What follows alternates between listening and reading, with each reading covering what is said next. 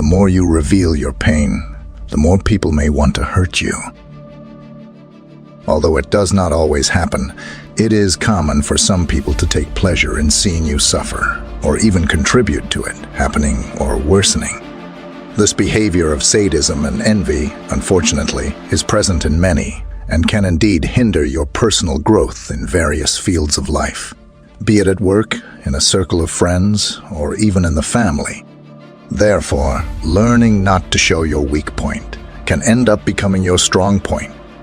Imagine yourself as a tree in the midst of a storm.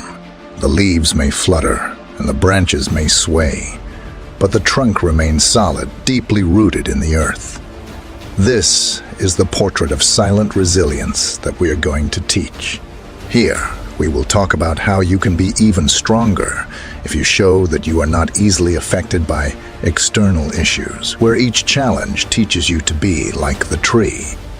By acting as if nothing bothers you, you are not denying the storm, but choosing not to let the rain soak you and the wind knock you down. You will be learning to be the master of your own fate, firm, strong, and serene in a sea of chaos. In this video, we will talk about 18 Stoic principles of Epictetus, a great and renowned philosopher you have probably already heard of. In addition, I invite you to self-knowledge, where strength does not come from the noise of thunder, but from the silence of the light that illuminates the path. Therefore, in the next few minutes, focus on the content and not on daily distractions. Let's go.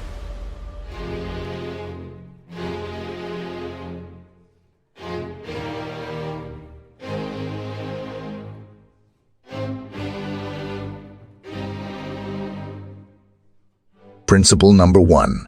Listen twice as much as you speak. Have you ever thought about why nature gave us 2 ears, but only 1 mouth? According to Epictetus, there is no error or coincidence in this, but rather a clear purpose behind this reality, not to fall in love with our voice as much as we are called to fall in love with the voice of others. It is by learning from others that we advance in life, not by repeating our own speech over and over again. So from today, start paying more attention to what people around you say and less to what you have been upholding until now. Principle number 2. Always expect the worst. One of the biggest causes of anxiety and its devastating consequences is believing that unfavorable circumstances are waiting for us in the future. We fear that our children will abandon their studies, that we will be fired from work, that our spouse will confess to us that they have been having an affair with someone else and ask us for a divorce, or that something else bad will happen to us, such as going bankrupt. The problem is that one day we fear one of these problems, and the next day another, and another. The path of life, in addition to reserving good and happy parts for us, also reserves a handful of problems that are inevitable. Therefore, we live in permanent stress, caused by different stimuli each day. And this is where Epictetus comes into the picture, since his proposal is as drastic as it is effective. He says, "Think that all these things you fear so much have already happened. So, what could be worse?" In this way, your spirit will develop coping strategies to move forward with your head held high. Principle number 3. Prepare to fail because it is the only way to progress. We do the impossible so that we are not considered fools. But Epictetus has another view on this. According to his philosophy, one of the best things that can happen to you is to be considered such, as this is the way for you to really improve professionally and personally as well. The Stoic philosopher reminds us that overcoming is not the product of a spontaneous reaction, but rather the result of a long path of trial and error. For it is through error that we can polish what distances us from excellence. Principle number 4. Be aware of the dangers of fortune. This wealth that we desire brings with it a stigma from which few people can free themselves. And it's not just about the people who will emerge from nowhere to benefit from our fortune, like by pretending a friendship they don't feel for us. Money has the ability to transform people, and not necessarily for the better. Once we are possessors of this highly coveted resource, we come to have something that, until then, we did not know we had.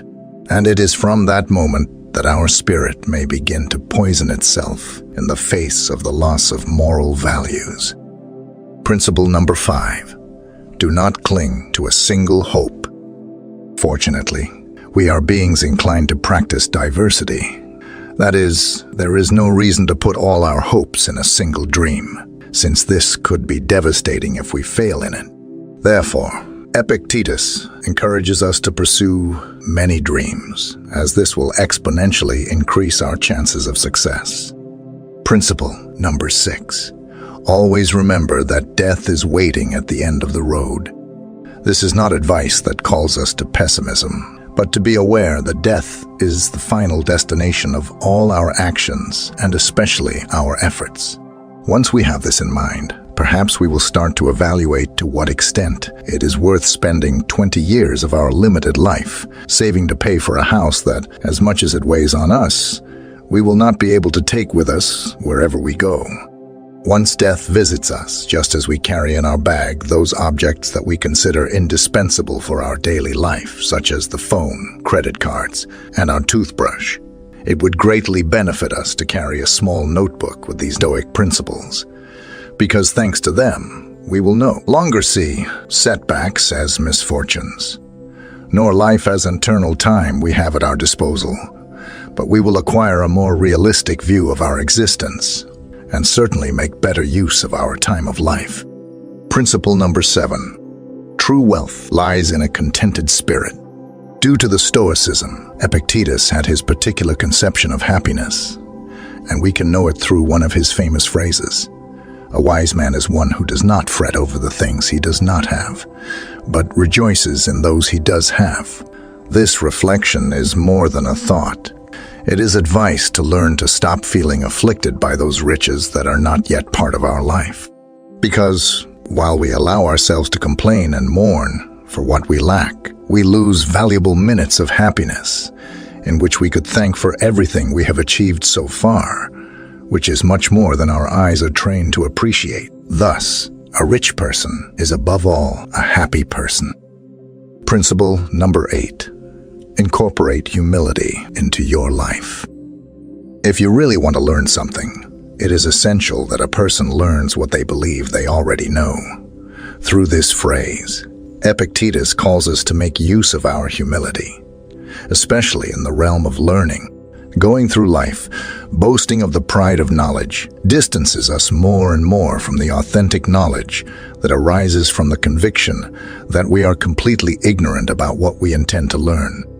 In this way, we will look at everything through the eyes of a child, which harbor as much capacity for wonder as they do a desire to learn. Principle number 9. Guilt is synonymous with plague. Narrow-minded people blame others. Ordinary people blame themselves, but the wise see all guilt as foolishness. Thanks to this phrase from Epictetus, therapists nowadays have begun to approach guilt as a feeling to be eradicated from our lives. The only way to win the competition against guilt is to refuse to play with it. The problem is that it results in an easy path, since by blaming others or ourselves, we completely absolve ourselves of the responsibility to correct the mistake. Therefore, resorting to it is a temptation that is hard to escape. Only those people, driven by a firm determination to overcome, are capable of avoiding guilt and still manage to take responsibility for their actions. Principle number 10. Make alliances with winning people. It's curious how, when someone sneezes next to us, we immediately move away, invaded by the fear that they will infect us. However, we are not so cautious to avoid one of the most lethal contagions we are exposed to daily. Epictetus left us a wise piece of advice about this. Surround ourselves with people who make us want to give our best, because people's behavior greatly influences our state of mind. There are people who drain our energy and ruin our day, while others leave us full of joy and vigor. Therefore, one of the smartest decisions we can make is to ally ourselves with those who bring good vibes into our lives, while we say goodbye to those who have the ability to make us regret being born. Principle number 11. Never forget that your reactions forge your destiny. We should not take our reactions lightly, as they are definitely what mark our success or our failure. And Epictetus was very categorical about this. He taught us that we do not have the possibility to choose what happens, but how to manage it. Misfortune can fall upon any of us, but it is what we do from its arrival that will mark the difference from that moment on. For some people, a divorce means entering the world of depression and victimization. In contrast, for Epictetus, it is a golden opportunity to start on the path of self-knowledge. Remember that your life is not what happens to you, but what you do with it. Principle number 12. Always fulfill your duty. Each one of us has a role in society and in the world, and the sun does not need praise or enchantments to rise each morning. But it does every day, and that's final. Thus, just as every part of nature does its job, we must fulfill our obligations. If we are waiting for please or praise to do our work, we are failing both the environment to which we belong and ourselves. If we know what our task is and are aware that other people depend on it, it is our moral duty to carry it out without waiting for anyone to remind us. Principle number 13.